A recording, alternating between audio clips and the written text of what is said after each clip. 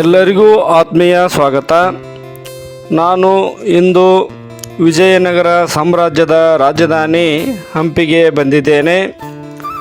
ಈ ಹಂಪಿಯು ಹೊಸಪೇಟೆಯಿಂದ ಸುಮಾರು ಅಂದಾಜು 13 ಕಿಲೋಮೀಟರ್, ಕಮಲಾಪುರದಿಂದ 4 ಕಿಲೋಮೀಟರ್ ದೂರದಲ್ಲಿದೆ.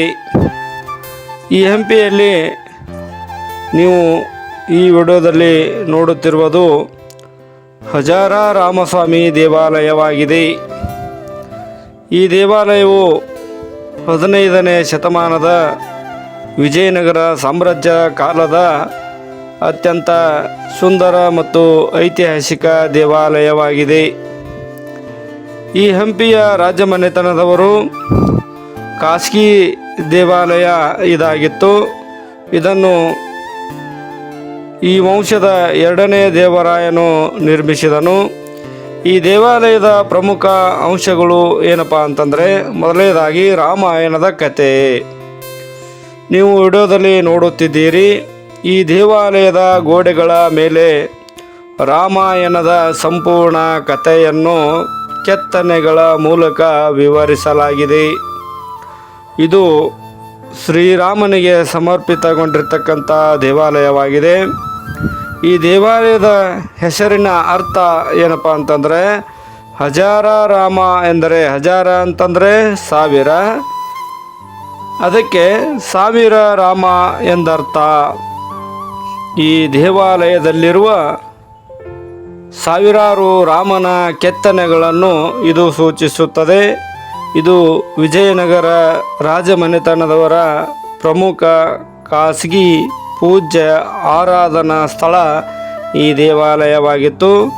ಇದನ್ನು ಅತ್ಯಂತ ಪರಿಣಿತ ಅಂದರೆ ಖ್ಯಾತ ಕಲಾವಿದರಿಂದ ಈ ದೇವಾಲಯವನ್ನು ಕೆತ್ತನೆಯನ್ನು ಮಾಡಲಾಗಿದೆ. ದಸರಾ ಹಬ್ಬದ ಮೆರವಣಿಗೆಗೆ ನರ್ತಕರು, ಆನೆ, ಕುದುರೆಗಳ ದೃಶ್ಯಗಳು ಇಲ್ಲಿ ಕಂಡುಬರುತ್ತವೆ. ಈ ದೇವಾಲಯವನ್ನು ಕಪ್ಪು ಕಲ್ಲಿನಿಂದ ನಿರ್ಮಿಸಲಾಗಿದ್ದು, ಇದು ಚಾಲುಕ್ಯ ಶೈಲಿಯಲ್ಲಿ ಕಂಡುಬರ್ತಕ್ಕಂಥ ಅಂದರೆ ಚಾಲುಕ್ಯ ಶೈಲಿಯ ದೇವಾಲಯವನ್ನು ಹೋಲ್ತಕ್ಕಂಥದ್ದಾಗಿದೆ. ಇದು ಹಂಪಿಯ ರಾಜಮನೆತನದ ಆವರಣದ ಮಧ್ಯಭಾಗದಲ್ಲಿದೆ. ಅಂದರೆ ಹಂಪಿಯ ಕೇಂದ್ರ ಭಾಗದಲ್ಲಿ ಅಂದರೆ ಮುಖ್ಯ ಭಾಗದಲ್ಲಿ ಈ ಹಜಾರ ರಾಮಸ್ವಾಮಿ ದೇವಾಲಯವಿದೆ. ಇದನ್ನು ನೀವು ವಿಡಿಯೋದಲ್ಲಿ ನೋಡುತ್ತಿದ್ದೀರಿ. ಪ್ರತಿದಿನ ಬೆಳಗ್ಗೆ 6ರಿಂದ ಸಂಜೆಯ 6ರವರೆಗೆ ಈ ದೇವಾಲಯದ ಬಾಗಿಲು ತೆರೆದಿರುತ್ತದೆ. ಇಲ್ಲಿ ಉಚಿತ ಪ್ರವೇಶವಿರುತ್ತದೆ.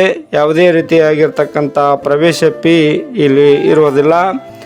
ರಾಮಾಯಣದ ಇತಿಹಾಸವನ್ನು ಕಲ್ಲಿನಲ್ಲಿ ತಿಳಿದುಕೊಳ್ಳಬೇಕೆನ್ನುವವರು ಈ ದೇವಾಲಯವನ್ನು ನೋಡಲೇಬೇಕು.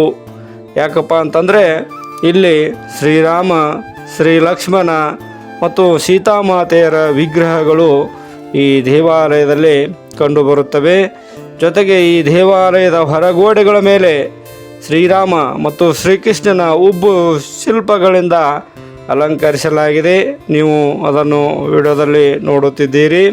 ಒಟ್ಟಿನಲ್ಲಿ ಈ ವಿಜಯನಗರ ಸಾಮ್ರಾಜ್ಯದ ಕಾಲದ ಜೀವನ ಶೈಲಿಯ ಉಬ್ಬು ಶಿಲ್ಪ ಕಥೆಗಳನ್ನು ಈ ದೇವಾಲಯ ಒಳಗೊಂಡಿದೆ. ಈ ದೇವಾಲಯದ ಪ್ರಾಚೀನ ಉಲ್ಲೇಖವು ಕ್ರಿಸ್ತಶಕ 1416ರಲ್ಲಿ ರಾಣಿ ಅನ್ನಲಾದೇವಿ ನೀಡಿದ ದಾನವನ್ನು ಉಲ್ಲೇಖಿಸುವ ಅಥವಾ ದಾಖಲಿಸುವ ಶಾಸನದಲ್ಲಿದೆ. ಒಟ್ಟಿನಲ್ಲಿ ಈ ದೇವಾಲಯವು ರಾಮಾಯಣಕ್ಕೆ ಸಂಬಂಧಿಸಿರ್ತಕ್ಕಂಥ ಅನೇಕ ವಿಷಯಗಳನ್ನು ಈ ದೇವಾಲಯದ ಗೋಡೆಗಳ ಸುತ್ತಮುತ್ತಲೂ ನಾವು ಕಾಣುತ್ತೇವೆ.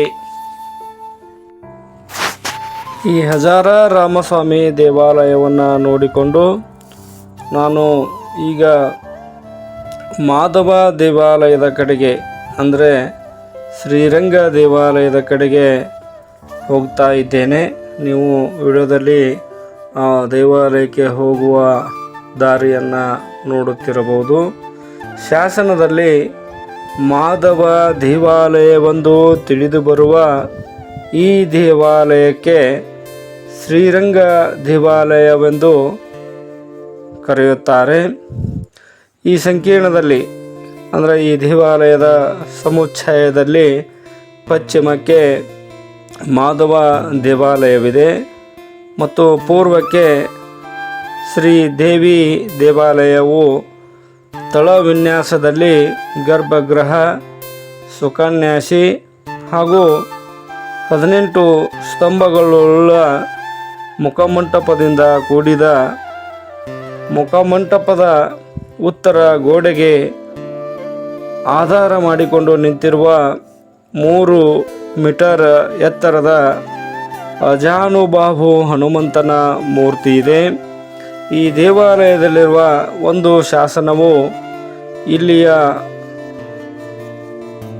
ರಂಗಮಂಟಪವನ್ನು ಮಾಧವ ದೇವಾಲಯದಲ್ಲಿ ಸಂಗೀತ ಮತ್ತು ನೃತ್ಯ ಕಾರ್ಯಕ್ರಮಕ್ಕಾಗಿ ವಿಜಯನಗರದ ಅರಸ ಸದಾಶಿವರಾಯನ ಕಾಲದಲ್ಲಿ ಕ್ರಿಸ್ತಶಕ 1545ರಲ್ಲಿ ವಲ್ಲಭ ರಾಜುವಿನ ಪುತ್ರ ತಿಮ್ಮರಾಜನು ಇದನ್ನು ಕಟ್ಟಿಸಿದನೆಂಬ ಮಾಹಿತಿ ತಿಳಿದುಬರುತ್ತದೆ. ಈ ರಂಗಮಂಟಪದ ಕಂಬಗಳ ಮೇಲೆ ಶ್ರೀಕೃಷ್ಣ ಲೀಲೆ, ವಿಷ್ಣುವಿನ ದಶಾವತಾರ, ವಿಠಲ, ಶ್ರೀನಿವಾಸ, ಗರುಡ, ಸೂರ್ಯ, ಹನುಮಾನ ಮತ್ತು ಆಳ್ವರ ಮೂರ್ತಿಗಳ ಉಬ್ಬು ಚಿತ್ರಗಳನ್ನು ಇಲ್ಲಿ ಕಾಣಬಹುದಾಗಿದೆ. ಒಟ್ಟಿನಲ್ಲಿ ಈ ದೇವಾಲಯವು ಕೂಡ ವಿಜಯನಗರ ಅರಸರ ನಿರ್ಮಾಣವನ್ನು ಮಾಡಿರ್ತಕ್ಕಂಥದ್ದು ಸುಂದರವಾಗಿರ್ತಕ್ಕಂಥ ದೇವಾಲಯ ಇದಾಗಿದೆ. ಇಲ್ಲಿಗೆ ಈ ವಿಡಿಯೋವನ್ನು ವಿದಾಯ ಹೇಳುತ್ತಿದ್ದೇನೆ. ಎಲ್ಲರಿಗೂ ತುಂಬ ಹೃದಯದ ಧನ್ಯವಾದಗಳು.